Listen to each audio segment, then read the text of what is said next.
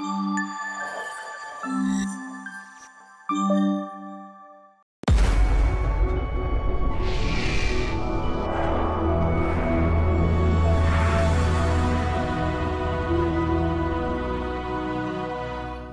శ్రీ గురుభ్యో నమః. ఓం శ్రీ మాత్రే నమః. జూన్ మాసంలో మిథున రాశి వారికి ఏ విధంగా ఉందో చూద్దాం. సరే, మిథున రాశి వారికి కనుక మనం చూసుకుంటే కుజుని మార్పుని మనం కొంత పాజిటివ్గా తీసుకుంటూ ముందుకు వెళ్దామండి. ఎందుకంటే ఇక్కడ కుజుడు మనకి లాభాధిపతి కూడా అవుతున్నాడు అనమాట. అంటే లాభాలను ఇచ్చేవాడు. అందుకని ఏ రకమైన లాభాలని మనకిస్తాడు, అలాగే ఏ రకంగా మనకి హెల్ప్ఫుల్గా ఉంటాడు అనేదాన్ని చూద్దాం.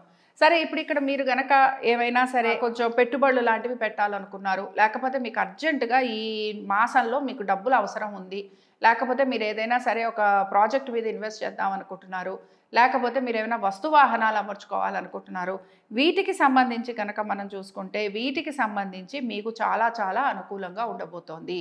కాబట్టి ఏంటంటే కుజుని మార్పుని ఇక్కడ మీరు పాజిటివ్గానే తీసుకోండి. లాభాధిపతి అవడం వలన ఇక్కడ మీకు కొంత ఆర్థిక పరంగా మీకు లాభాలను అందిస్తాడు.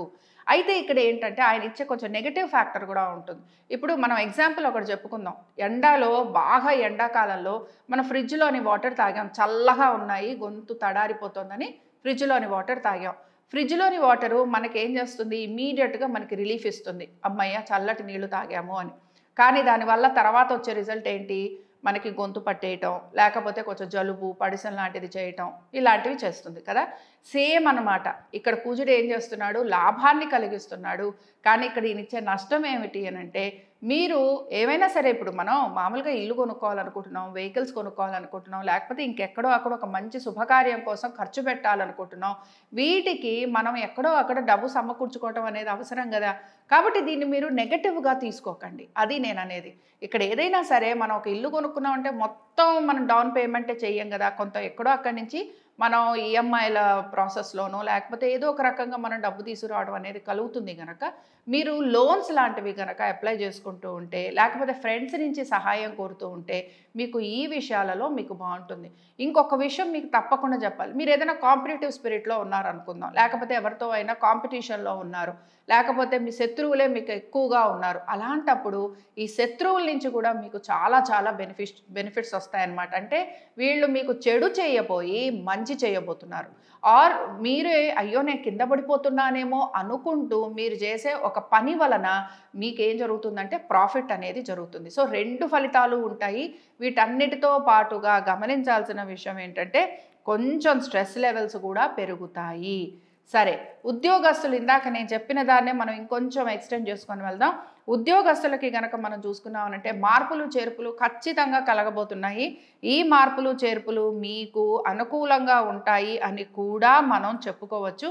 అయితే ఇక్కడ ఏమవుతూ ఉంటుందంటే మార్పులు చేర్పులు ఉండటం వరకు పర్వాలేదు, బట్ ఇక్కడ వచ్చే ఎఫెక్ట్ ఏదైతే ఉంటుందో ఇది మీకు చాలా చాలా మీలో ప్రెషర్ని పెంచుతూ ఉంటుంది. సరే, మనం ఏదైనా సరే మార్పు చేర్పులు కోరుకుంటూ ఉంటాం, కానీ మార్పులు చేర్పులు మనకి బెనిఫిషియల్గానే కనపడుతుంటాయి, కానీ అందులో మనకి వర్క్ ప్రెషర్ విపరీతంగా ఉంటుంది. కాబట్టి ఏంటంటే వర్క్ ప్రెషర్ విపరీతంగా ఉండటము, అలాగే ఈ వర్క్ ప్రెషర్ ఉండటం వలన ఫ్యామిలీ తోటి ఎక్కువగా సమయం గడపలేకపోవడము, ఇలాంటివి కూడా మనకి కనపడుతూ ఉంటాయి అన్నమాట. అందుకని ఏంటంటే ఫ్యామిలీ మీద కొంచెం ఫోకస్ చేయాల్సిన అవసరం కనపడుతోంది. అలాగే ఫ్యామిలీ మీద ఫోకస్ చేయడంతో పాటుగా ఇక్కడ ఏంటంటే కొంచెం మీరు మీ యొక్క హెల్త్ గురించి కూడా జాగ్రత్త తీసుకోవటం అనేది అవసరం. కాబట్టి హెల్త్ గురించి కొంచెం జాగ్రత్తలు తీసుకుంటూ ముందుకు వెళ్ళాలి. ఇక్కడ ఏంటంటే ఉద్యోగంలో మార్పులు చేర్పులు ఉన్నప్పుడు ఈ చేంజెస్ అనేవి మీకు ప్రెషర్ని ఎక్కువగా బిల్డప్ చేస్తాయి, కానీ ఆర్థికమైన అనుకూలతని ఖచ్చితంగా ఇస్తాయన్నమాట. అంటే there is a growth in your career, financial growth in your career అని మనం చెప్పుకోవచ్చు. సరే, వీటితో పాటు ఇంకా ఇక్కడ మనం ఇంకొంచెం మంచి బెనిఫిట్స్ని ఎక్స్పెక్ట్ చేద్దాం. ఈ మంచి బెనిఫిట్స్ ఏంటి అనేది చూద్దాం. 12వ తారీఖు నుంచి కనుక మనం చూసుకుంటే సంతానానికి చాలా చక్కటి అభివృద్ధి కనపడుతోంది. అలాగే మీ సంతానం కనుక విదేశాలకు వెళ్ళాలనుకుంటున్నా, వేరే మీ నుంచి దూరంగా వెళ్ళి చదువుకునే ప్రయత్నాలు చేస్తున్నా, లేకపోతే అడ్మిషన్స్ లాంటివి అవుతుంటాయి చూసారా, మీ నుంచి కొంచెం దూరంగా ఉండే అవకాశాలు సంతానానికి కనపడుతున్నాయి. బట్ ఇవి వీళ్ళకి మంచే చేస్తుంది, చెడు అయితే చేయదు. కాబట్టి వరి అవ్వకండి. ఇంకా రెండో విషయం ఏమిటి అనంటే బుధుడు కూడా మారుతున్నాడు. సో బుధుడు ఎట్లా అయినా సరే ఇలా ఈ రాశికి మంచివాడే గనక మీకు చాలా ఆనందాన్ని కలిగిస్తూ ఉంటాడు. మీకు కూడా చిన్న చిన్న ట్రావెల్స్ అనేవి ఉండేందుకు అవకాశాలు కనపడుతున్నాయి. అలాగే చాలా వరకు కూడా మీకు ఎఫర్ట్ అనేది పెట్టేందుకు అవకాశాలు, అంటే కొంచెం ఎక్కువగా పిల్లల గురించి కానీ వాళ్ళ ఒక సెటిల్మెంట్స్ గురించి కానీ, లేకపోతే మీరు చేసే ఇన్వెస్ట్మెంట్స్ గురించి కానీ, మీ ఆస్తిపాస్తుల గురించి కానీ, రీలొకేషన్ గురించి కానీ, వీటి గురించి మీరు ఆలోచన ఎక్కువగా చేస్తూ ఉంటారు. కాబట్టి ఇవన్నీ కూడా మీకు పాజిటివ్గా ఉంటాయి. అలాగే రీలొకేట్ అయినప్పుడు కూడా సెటిల్మెంట్ విషయంలో మీకు కొంచెం ఇష్యూస్ వస్తుంటాయి. వెళ్ళిన చోట కొంచెం సెటిల్ అవ్వడానికి కొంచెం ఇబ్బంది పడుతూ ఉంటారు. బట్ దానిని వదిలేస్తే మిగతా అన్ని విషయాలలో కూడా మీరు పాజిటివ్గా ఉండబోతున్నారు. ఇంకా ఇక్కడ మనం బిజినెస్ చేసేవారి గురించి కూడా చూద్దాము. బిజినెస్ చేసేవారికి కూడా కొన్ని చేంజెస్ అయితే కనపడుతున్నాయి. బట్ ఏంటంటే ఈ చేంజెస్ అన్నీ కూడా వీరి యొక్క బిజినెస్ని ఇంప్రూవ్ చేసుకోవాలి అనే ఆలోచన చేసే విధానం కనపడుతోంది. కాబట్టి ఏంటంటే ఇక్కడ బిజినెస్ చేసే విధానంలో ఇంకా మంచిగా గ్రోత్ రావాలి, లేకపోతే ఇంకా బాగా మాకు బెనిఫిషియల్గా ఉండాలి, ఇలా ఆలోచన చేసే విధానం కనపడుతుంది. సో పార్ట్నర్షిప్స్ మీరు మల్టిపుల్ పార్ట్నర్షిప్స్లోకి వెళ్ళేందుకు అవకాశాలు కనపడుతున్నాయి. ఆర్ కొత్త బిజినెస్ లాంటిది స్టార్ట్ చేసినప్పుడు ఇంకొక పార్ట్నర్ తోటి మీరు జాయిన్ అయ్యేందుకు కూడా అవకాశాలు కనపడుతున్నాయి. సో ఓవరాల్గా మనం చూసుకున్నాం అంటే జూన్ 12వ తారీఖు తర్వాత నుంచి అద్భుతమైన మార్పులు ఈ రాశి వారికి కనపడుతున్నాయి. అలాగే మంచి గ్రోత్ అనేది కనపడుతోంది. అండ్ ఇన్వెస్ట్మెంట్స్ చేసేవారు షేర్ మార్కెట్లో కానీ, లేకపోతే ట్రేడింగ్ కానీ ఇలాంటివి చేసేవారు ఎవరైతే ఉంటారో వీరందరికీ కూడా 12వ తారీఖు తర్వాత నుంచి లేదా 14వ తారీఖు తర్వాత నుంచి ఇంకా బాగుంటుంది. బట్ ఏంటంటే ఒకటి వ్యక్తిగత జాతకం అనేది చాలా చాలా ఇంపార్టెంట్ రోల్ ప్లే చేస్తుంది. మనం ఇక్కడ ఓన్లీ గోచారం మాత్రమే మాట్లాడుకుంటున్నాం. కాబట్టి ఈ విషయాన్ని మీరు గమనించాలి. సరే, ఇంక ఇక్కడ ఈ రాశి వారికి భార్యాభర్తల మధ్యన ఏ విధంగా ఉంటుంది అనేది చూద్దాం. భార్యాభర్తల మధ్యన చాలా వరకు పర్వాలేదండి. చాలా నెగటివ్గా తీసుకొని భయపడిపోవాల్సిన అవసరం ఏమీ కనిపించట్లేదు.